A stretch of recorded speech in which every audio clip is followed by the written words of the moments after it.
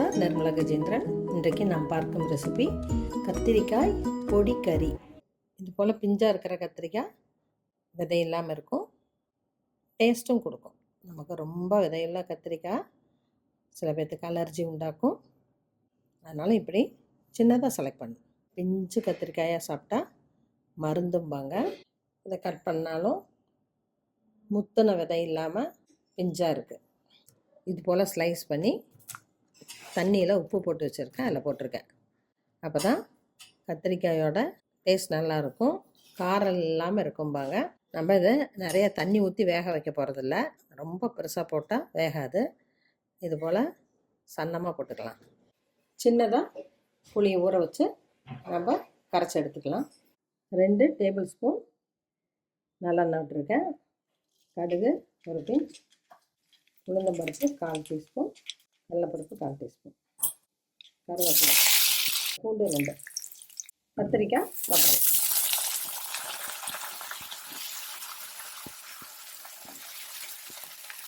Low ஃப்ளேமில் தான் fry பண்ணணும். தண்ணியெல்லாம் ஊற்ற போகிறதில்ல. 1 பிஞ்ச் மஞ்சள் தூள். இது நல்லா சிம்மில் ஃப்ரை ஆகட்டும். அதுக்குள்ளே நம்ம பொடிக்கறிக்கு தேவையான பவுடரை வறுத்தரலாம். இப்போ இதில் பாதி ஃப்ரை ஆயிடுச்சு. கல்லுப்பாக பவுட்ரு பண்ணி வச்சுருக்கேன், தேவையான அளவு. 1/4 டீஸ்பூன் சாம்பார் தூள் போடுறேன். நம்ம அதுலேயும் 3 மிளகா வறுத்துருக்கோம். நல்லா ஒன்று வந்து ஃப்ரை ஆகட்டும். மூடி போட்டு அப்பப்போ கிளறி விடலாம். பொடிக்கு நிறைய எண்ணெய் ஊற்ற வேண்டாம், ஒரு 1/2 டீஸ்பூன் ஊற்றுறேன். கடலைப்பருப்பு 1 டீஸ்பூன், உளுந்தம்பருப்பு 1 டீஸ்பூன், வேர்க்கடலை 10, சீரகம் 1/4 டீஸ்பூன், மிளகு 1/4 டீஸ்பூன், கொத்தமல்லி 1/2 டீஸ்பூன். இதை லேசாக வறுத்துக்குவோம். மிளகாய் 3,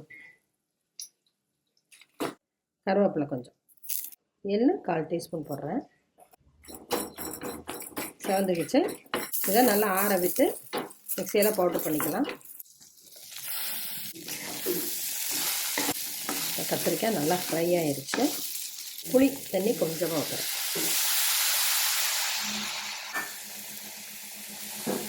இந்த தண்ணி வத்துற வரைக்கும் வேகட்டும். இப்போ நல்லா கத்திரிக்காய் வந்துடுச்சு. மிக்சியில் இருக்க பொடியை போட்டுடலாம்.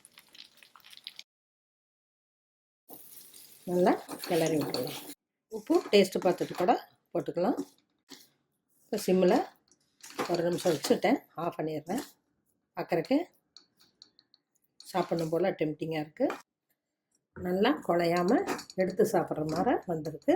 ஒரே போல் செஞ்சால் குழந்தைங்களுக்கு போர் அடிக்கும். இப்படி டிஃப்ரெண்ட்டாக செஞ்சு கொடுக்கலாம். தயிர் சாதம், ஃப்ரைட் ரைஸ், பருப்பு, சாம்பார் எல்லாத்துக்குமே காம்பினேஷன் நல்லாயிருக்கும். கத்திரிக்காய் பொடிக்கறி ரெடி ஆயிடுச்சு. இது கண்டிப்பாக எல்லாத்துக்கும் பிடிக்கும். குழந்தைங்களுக்கு வேணால் கொஞ்சம் காரம் கம்மியாக போட்டுக்கலாம். பெரியவங்களுக்கு ரொம்ப டேஸ்ட்டாக இருக்கும். செஞ்சு பாருங்கள், சாப்பிட்டு பாருங்கள். பிடிச்சிருந்தா சப்ஸ்கிரைப் பண்ணுங்கள், ஷேர் பண்ணுங்கள். தேங்க்யூ.